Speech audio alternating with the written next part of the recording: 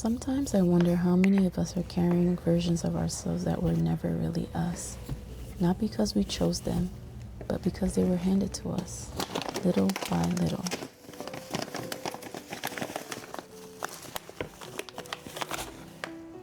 Through expectations, through survival, through family, through workplaces, through society.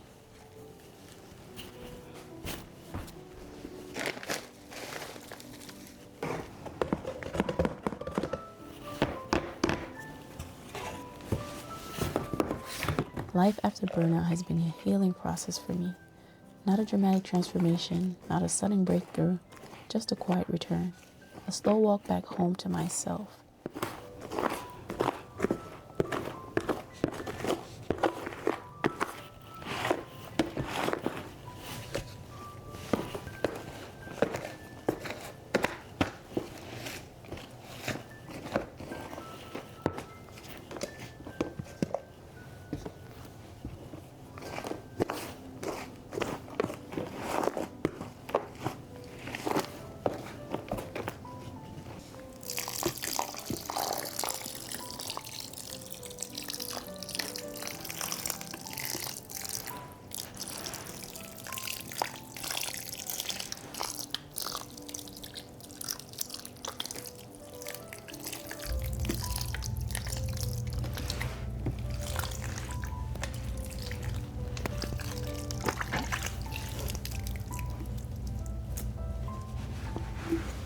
If you've ever felt lost, frustrated, or even disappointed with how life turned out, and tired of carrying more than your share, I think you understand what I mean.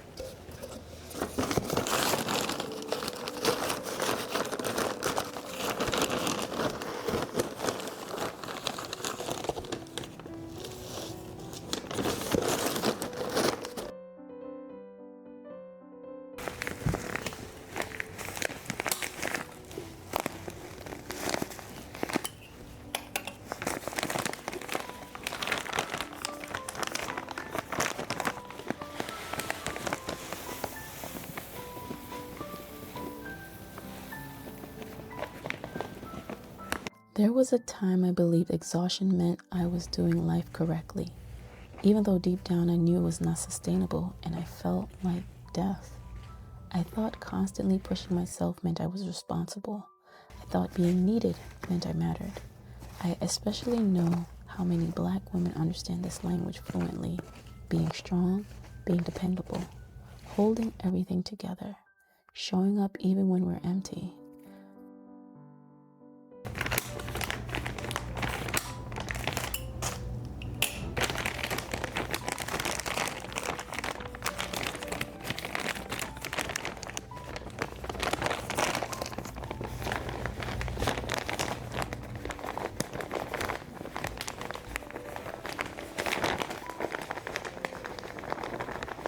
But eventually I started asking myself something uncomfortable. Who was I before everyone told me who I should be? Psychologists have found that children begin developing social expectations and identity messaging very early in life. Long before many of us realize it, we're already learning who we are supposed to be.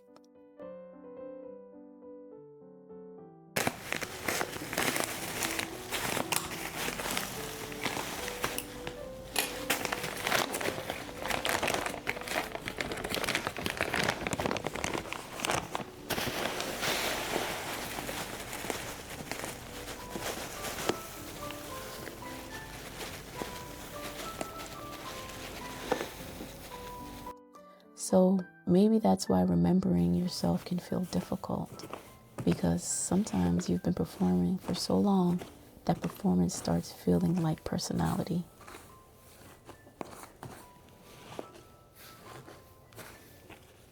I've been thinking about childhood a lot lately. Not childhood pain, not childhood expectations, just me. What made me laugh before I realized life would become serious? What made me curious? What felt light? Because children are interesting. Children don't wake up wondering whether they're productive enough to deserve rest. They don't think I should earn joy first. They simply exist inside joy.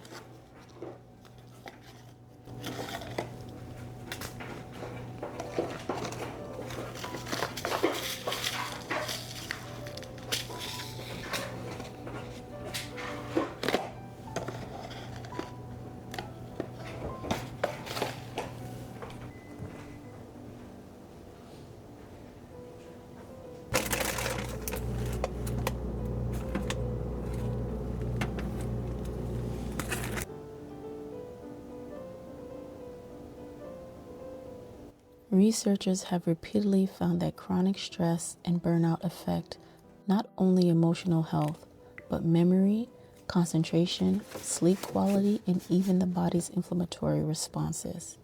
So if you're recovering and wondering why you're moving slower than you used to, why your brain feels tired, why your energy changed, your body may simply be trying to recover from carrying too much for too long.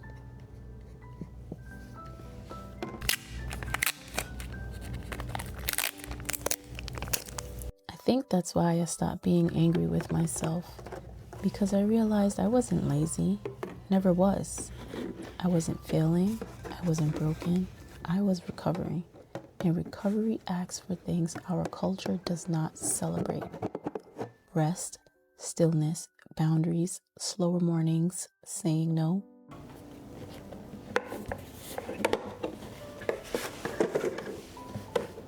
I spent years wearing what felt like a sewn-on mask. And the difficult thing about wearing something for so long is eventually you forget it's there.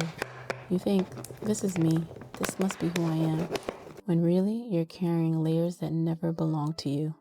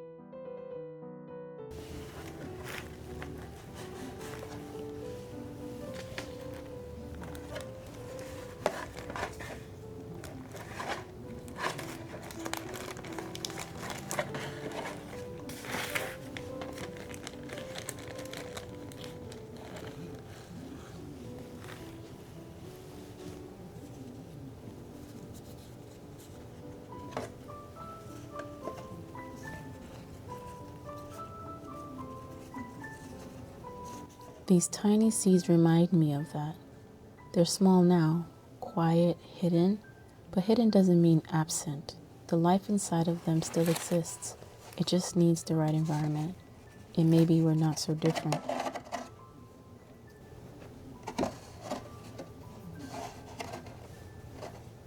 Studies on gardening and interaction with nature have found links to reduce stress and improved emotional well-being, not because gardens magically fix everything, but because nature moves at a pace that doesn't demand performance.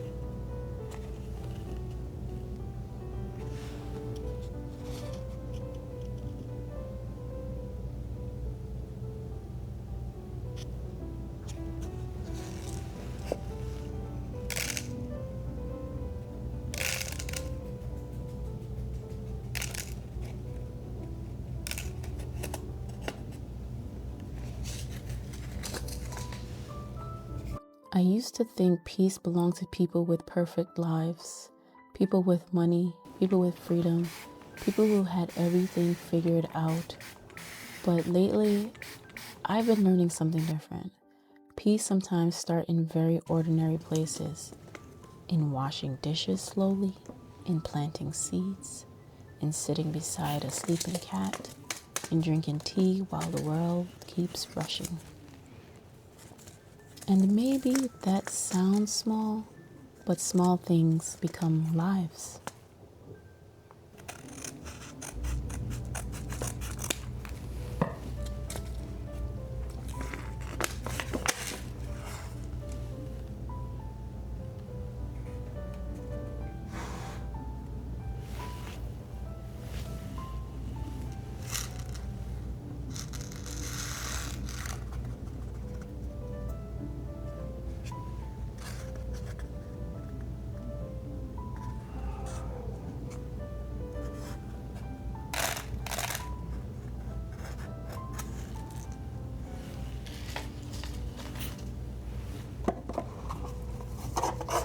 If you're watching this and you feel tired of society telling you your worth is attached to output, I want you to consider something. You do not owe endless production in exchange for your humanity. You do not owe constant suffering in exchange for respect. You do not owe exhaustion in exchange for belonging.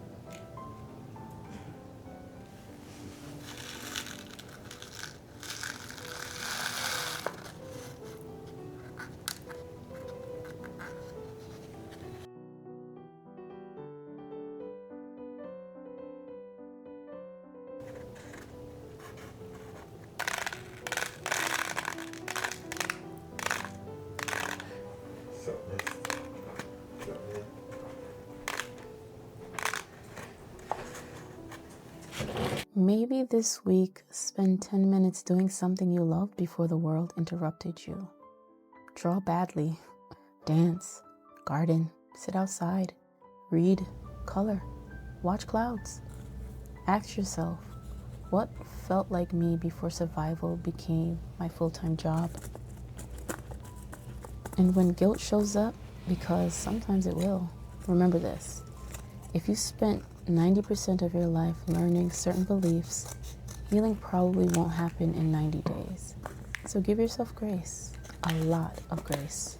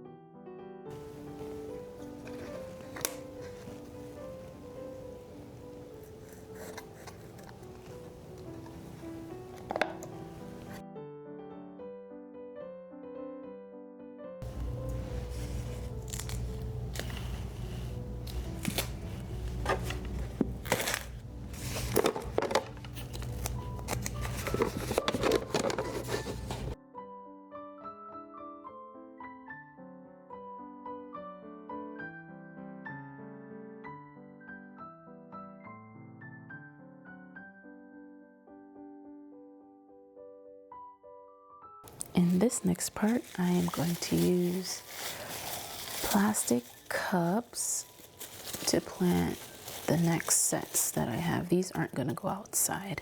They're going to stay inside, and we'll see. I didn't plan to start anything indoors, but I do not have any more bottles, so I'm going to do these with plastic cups.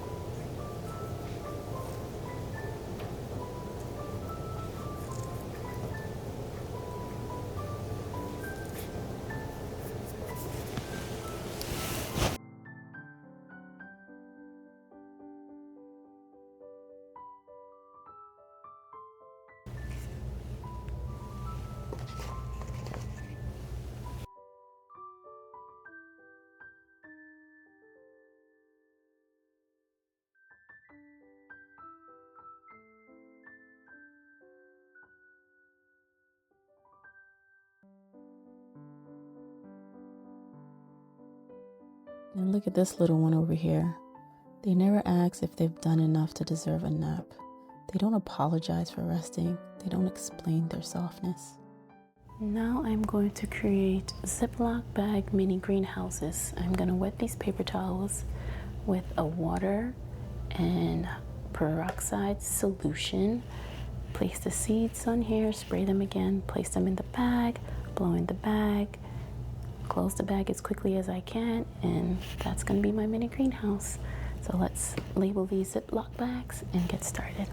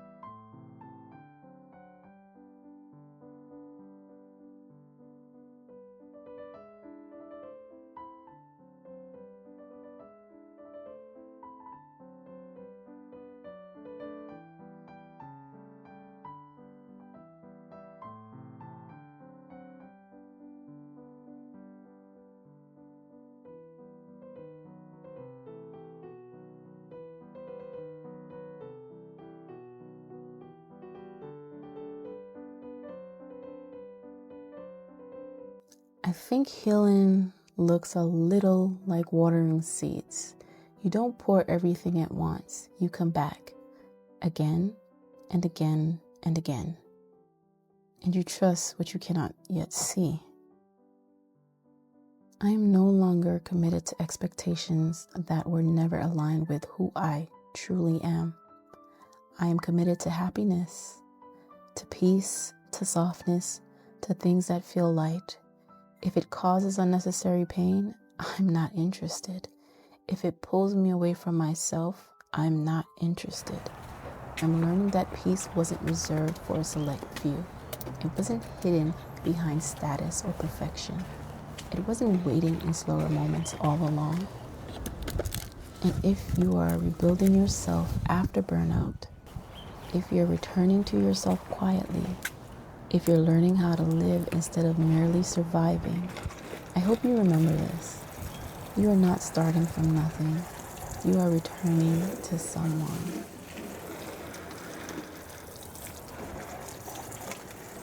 And maybe she's been waiting for you this whole time.